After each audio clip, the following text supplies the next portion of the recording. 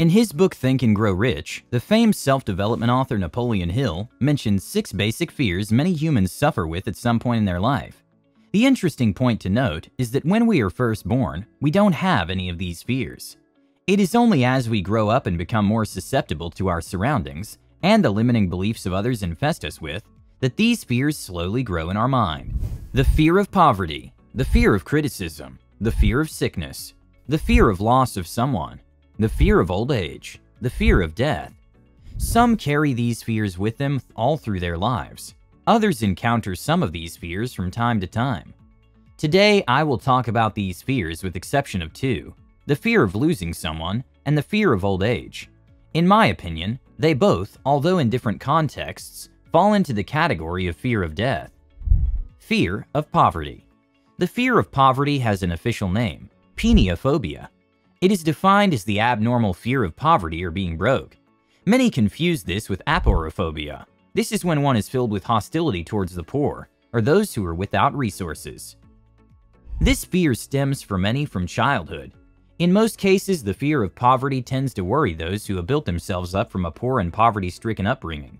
Although currently enjoying the abundant lifestyle, people with peniophobia live in fear that this could go away at any given moment.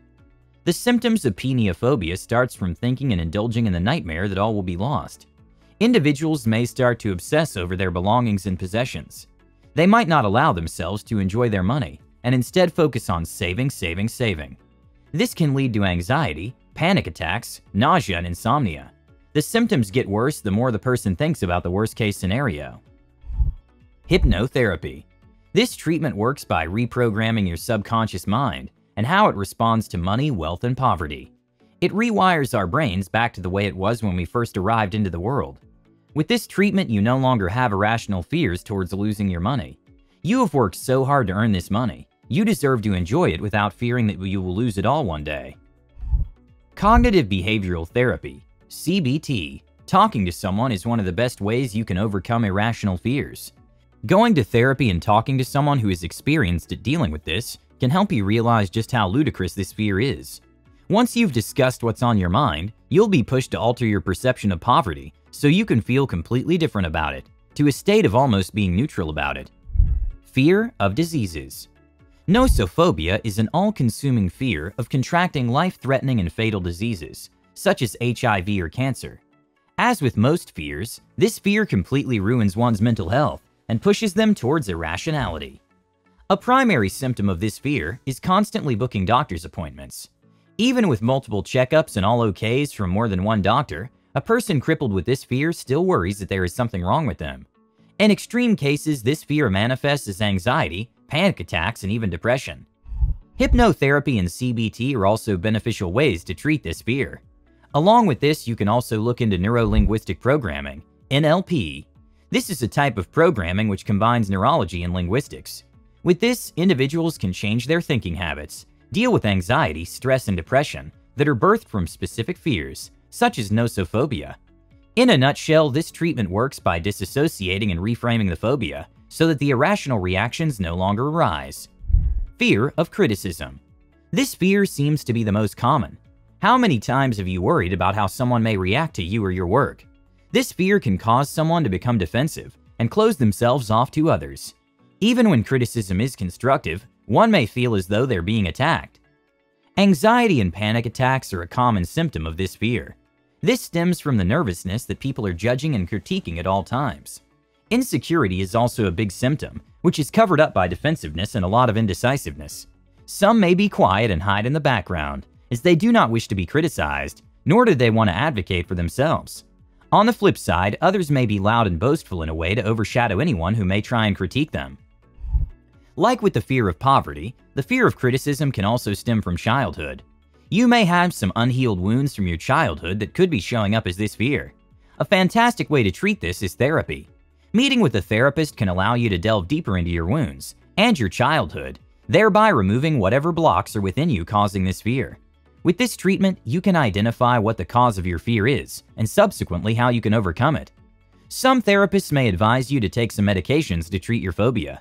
If your anxiety is so deep with this fear, you may be prescribed antidepressants, tranquilizers, or beta blockers. Fear of death. Thanatophobia refers to the fear of death. It is derived from the Greek words thanatos and phobia, which mean death and fear respectively.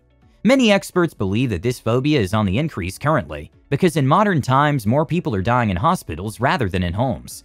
The fear of death is not a straightforward fear to understand and even treat. This fear has 3 factors to it: the fear of one's own death, a fear of a third-party death, often a loved one, fear of the process of dying. Although we know from day one that we're destined to die, people with thanatophobia have an exaggerated fear of death. Those affected are affected at varying degrees. Some may just not want to think about death or go to funerals. For others, however, just the thought of not existing every day sends them into a full-blown panic attack. One with this fear may avoid doing things that could endanger their life or the lives of their loved ones. Simple things like driving or crossing the road can paralyze someone with the fear of death, causing them to withdraw from day-to-day activities and succumb to their fears. Like all phobias, this fear can be triggered by a traumatic event. This can include losing a loved one, especially in childhood, or even seeing a corpse. Parents can also pass this phobia on to their children. Thanatophobics cannot look ahead past this fear. The fact that they cannot control every part of their life so they can be safe from death causes panic attacks and mental breakdowns. The symptoms can start with the individual trying to control everything. If they know that something could potentially kill them or a loved one, they will not engage in that act.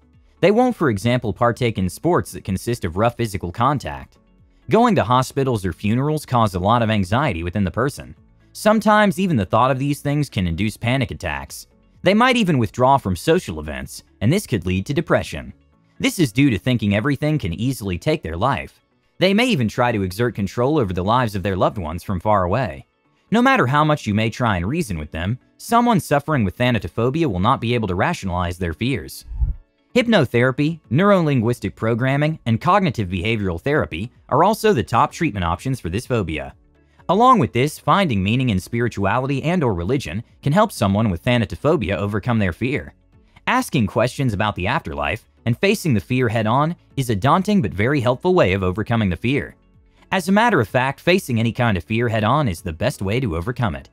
Thank you all so much for watching today. Give the video a thumbs up and subscribe if you enjoyed it. And with that said, have a great day, and I'll see you all in the next one.